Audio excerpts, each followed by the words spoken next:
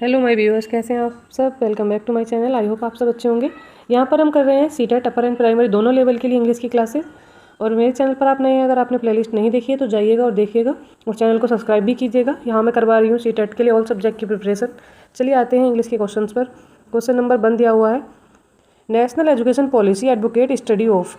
National education policy जो है वो स्टडी के लिए किन चीज़ों पर जोर देती है।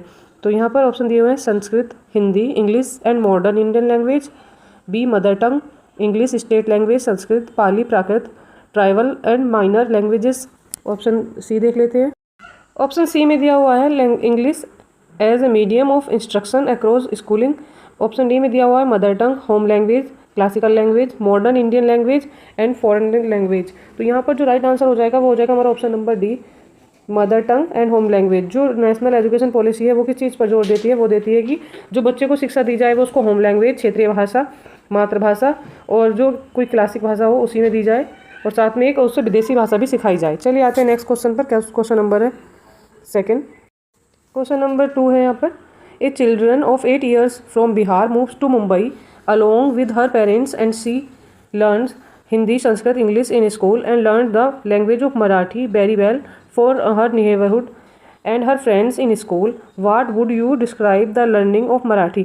एक बच्चा जो है बिहार से आया है मुंबई और वहाँ पर वह इंग्लिश हिंदी के साथ साथ क्या सीख गया है, वो साथ में सीख गया है मराठी भाषा और बहुत अच्छे से सीख गया है। तो जैसे उसने मराठी भाषा सीखी है तो इसको आप क्या बोलेंगे, इसको क्या कहेंगे। मराठी भाषा सीखी है उसने अपने पास पड़ोस से, अपने नेबरहुड से। तो यहाँ पर ऑप्शन देख लेते हैं, लैंग्वेज एक्यूमशंस, लैंग्वेज लर्निंग, स्कैफोल्डिंग या इनपुट हाइपोथेसिस। तो यहाँ पर जो राइट आंसर हो जाएगा वो हो जाएगा हमारा ऑप्शन नंबर ए, लैंग्वेज एक्यूमशंस, मतलब भाषा का अर्जन। यहाँ पर बच्चे ने भाषा को अर्जन किया है, उसने कहीं क्लासेस में जाकर या पर्टिकुलर किसी विशेष इंस्टीट्यूशन में जाकर नहीं सीखा है, उसने अपने आसपास के बच्चों से उसका अर्जन किया है, उसको अधिग्रहण किया है। तो इसको भाषा अर्जन बोलते हैं, लैंग्वेज एक्यूमशंस बोलते हैं। चलिए आते हैं नेक्स्ट क्वेश्चन पर। क्वेश्चन नंबर हो जाएगा यहाँ पर हमारा 3। देख लेते हैं क्या दिया हुआ है यहाँ पर। While reading a text, a learner gets some prompts that support the meaning making process. What is known as? एक बच्चा क्या कर रहा है, एक टेक्स्ट को लर्न कर रहा है, पढ़ रहा है, तो उसको क्या करते हैं, कुछ प्रॉम्प्ट मिल रहे हैं। तो क्या हो रहा है उससे, मीनिंग मेकिंग प्रोसेस जो हो रही है, उसकी शब्दार्थ बनाने की जो प्रक्रिया है वो कैसी हो रही है, उसको क्या बोलते हैं यहाँ पर। स्कीमिंग बोलते हैं, स्कैनिंग बोलते हैं, या सिमेटिक क्यूज बोलते हैं, या फॉर्मूलिक क्यूज बोलते हैं। तो यहाँ पर जो राइट आंसर हो जाएगा वो हो जाएगा हमारा ऑप्शन नंबर सी, वो बोला जाता है सिमेंटिक क्यूज, मतलब शब्दार्थ संकेत। शब्दार्थ संकेत मिलते हैं बच्चे को, थोड़े से शब्दों के कुछ संकेत मिल जाते हैं तो वो जल्दी से मीनिंग मेकिंग प्रोसेस कर लेता है, शब्दों का अर्थ बना लेता है। चलिए आते हैं नेक्स्ट क्वेश्चन पर। क्वेश्चन नंबर 4 देख लेते हैं, which process of listening involving getting the main ideas, predicting, drawing, inferences and summarising. तो यहाँ पर ऑप्शन देख लेते हैं क्या दिए हुए हैं, bottom up listening process, listening of information, top down listening process या इन्फॉर्मेशनल लिसनिंग। तो यहाँ पर जो राइट आंसर वो हो जाएगा हमारा हो जाएगा option number C, top down listening process. मतलब बच्चा क्या कर रहा है, चीज़ों को प्रेडिक्ट कर रहा है, समराइज कर रहा है, उन्हें याद कर रहा है, अधिग्रहण कर रहा है। तो ये चीज़ें किस चीज़ में आती हैं, शब्द सीखने की प्रक्रिया के अंतर्गत आती हैं। इसको हम बोलते हैं टॉप डाउन लिसनिंग प्रोसेस। ये दो तरह की प्रोसेस होती हैं, एक टॉप डाउन लिसनिंग प्रोसेस होती है, एक होती है बॉटम अप लिसनिंग प्रोसेस। इसमें क्या होता है, बच्चा सूक्ष्म शब्दों से बड़े शब्द सीख लेता है, और यहाँ पर टॉप डाउन शब्द में जो होता है, इसमें होता है शब्द दर शब्द सीख लेता है। चलिए आते हैं नेक्स्ट क्वेश्चन पर। Question number 5, verb, adjectives, adverbs are categorized as. Option देखते हैं यहाँ पर, content word, function word, passive vocab या एक्टिव वोकैबुलरी। तो यहाँ पर जो राइट आंसर हो जाएगा वो हो जाएगा हमारा option number A, content word. ये सब क्या होते हैं, ये कंटेंट वर्ड में आते हैं। और कंटेंट वर्ड क्या होते हैं, इसको हिंदी में भी समझ लेते हैं, इसको विषय वस्तु बोले जाते हैं। विषय वस्तु वाले जो शब्द होते हैं ये उसके अंतर्गत आते हैं, जो हम विषय वस्तु पढ़ते हैं। चलिए आते हैं नेक्स्ट क्वेश्चन पर। Question number 6। क्वेश्चन नंबर दिया हुआ है यहाँ पर, क्वेश्चन नंबर 6 में देख लेते हैं क्या दिया हुआ है, knowledge about the form describing and applying it in limited practice is. अगर हम भाषा का क्या कर रहे हैं, उसको सीख रहे हैं, डिस्क्राइब कर रहे हैं और लिमिटेड चीज़ों में उसको अप्लाई कर प्रैक्टिस कर रहे हैं, तो वो क्या कहलाता है।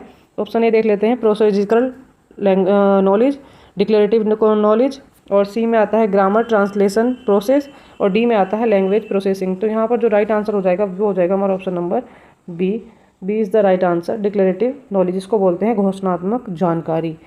चलिए आते हैं नेक्स्ट क्वेश्चन पर। क्वेश्चन नंबर है 7।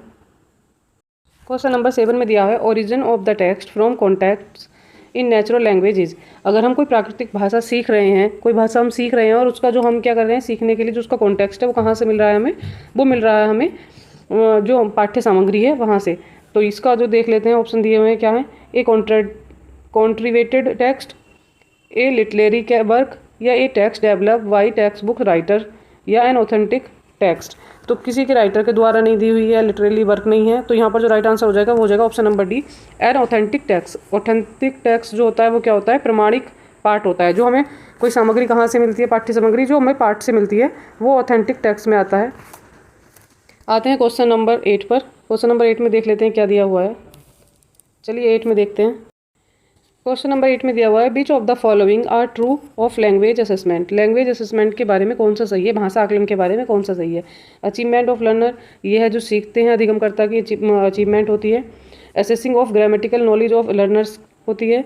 Assessing of language proficiency of learners होती है। To find what learners do not know, जो लर्नर नहीं जानते हैं वो उसके बारे में जानते हैं, क्या है चीज़ है क्या नहीं है, ये वो होता है। चलिए इसका जो राइट आंसर हो जाएगा वो हो जाएगा हमारा ऑप्शन नंबर इसका हो जाएगा सी, करेक्ट। ऑप्शन नंबर सी है right. Assessing the language proficiency of learner, ये होती है भाषा सीखने की दक्षता का आकलन होता है ये। चलिए आते हैं नेक्स्ट क्वेश्चन पर। क्वेश्चन नंबर हो जाएगा हमारा यहाँ पर, which of the following are true of errors in language classroom. भाषा अधिगम की जो क्लास होती है उसमें एरर बतानी है, यहाँ पर त्रुटि किसके लिए है और कौन सा कथन इसके बारे में सही है। तो ऑप्शन देख लेते हैं। Errors are learning area and feedback for both learners and teacher. जो बच्चा अगर भाषा सीखने में कोई एरर होती है तो वो टीचर और बच्चे दोनों के लिए होती है। Error are to be correct then and their as learner use language. Error को सही कर देना चाहिए जो लर्नर सीख रहा है। Error are learning areas for the teacher only, केवल टीचर के लिए होती हैं ये त्रुटियाँ। डी में दिया हुआ है, error is an indication of interferences of first language in the second language. जो पहली लैंग्वेज होती है दूसरी लैंग्वेज के लिए इंटरफ्रेंसेस का काम करती है। तो यहाँ पर जो राइट आंसर हो जाएगा वो हो जाएगा हमारा ऑप्शन नंबर, यहाँ पर राइट ऑप्शन हो जाएगा ए।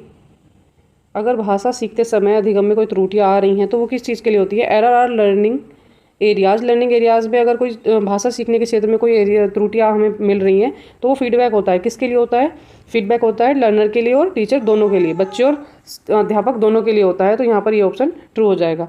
चलिए आते हैं नेक्स्ट क्वेश्चन पर। क्वेश्चन नंबर हो जाएगा 10।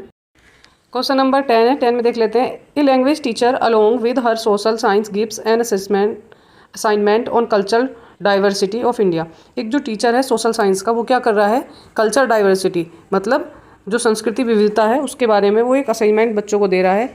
Learners are to consult social science books and other books and document relating to the history geography culture and politics to write a report and develop a poster on the theme. बच्चे क्या कर रहे हैं, बच्चे जो हैं learner जो कर रहे हैं क्या कंसल्ट कर रहे हैं, सोशल साइंस की बुक्स ले रहे हैं, अदर डॉक्यूमेंट ले रहे हैं, बुक्स ले रहे हैं, हिस्ट्री की बुक से ले रहे हैं, जोग्राफी कल्चर की जो बुक है उससे ले रहे हैं, पॉलिटिक्स की जो बुक है उनसे ले रहे हैं, और क्या कर रहे हैं रिपोर्ट तैयार कर रहे हैं और कुछ पोस्टर बना रहे हैं उस थीम के ऊपर।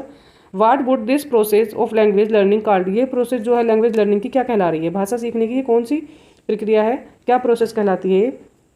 ऑप्शंस देख लेते हैं यहाँ पर। Language in social science, B social science assignment हो जाएगा ये, लैंग्वेज अक्रॉस द करिकुलम हो जाएगा, या लैंग्वेज राइटिंग डेवलपमेंट हो जाएगा। तो यहाँ पर जो राइट आंसर हो जाएगा वो हो जाएगा हमारा option number C, language across the curriculum. संपूर्ण पाठ्यक्रम से भाषा का अधिग्रहण किया जा रहा है, भाषा सीखी जा रही है, तो यहाँ पर हो जाएगा लैंग्वेज अक्रॉस द करिकुलम। चलिए इसी के साथ आज की क्लास कंप्लीट होती है। बताइए आपको आज की क्लास कैसी लगी। इंग्लिश के और क्वेश्चन के साथ मैं आपके लिए आने वाली हूँ। मैं सीटेट की प्रिपरेशन करवा रही हूँ अपर एंड प्राइमरी दोनों लेवल के लिए। मेरे साथ बने रहिएगा, चैनल को सब्सक्राइब कीजिएगा। Thank you.